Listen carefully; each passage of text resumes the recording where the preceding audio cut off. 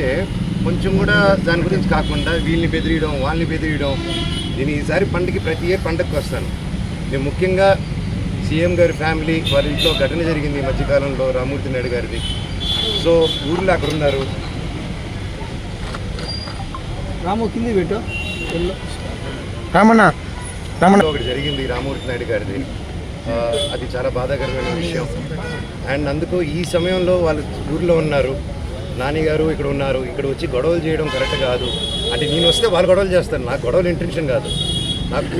నా కూతురిది ఫస్ట్ సంక్రాంతి అండి, ఫస్ట్ పండగ.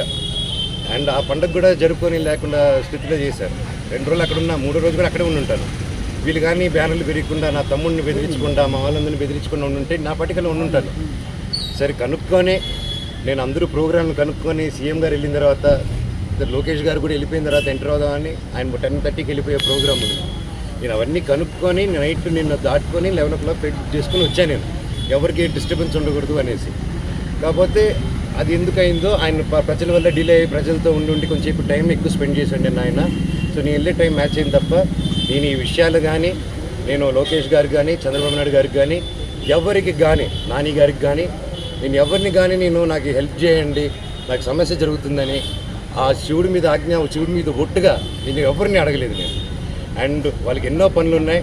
సో వాళ్ళని ఇలాంటి విషయాలతో నేను డిస్టర్బ్ చేయను. నాది ఆ క్యారెక్టర్ కూడా కాదు.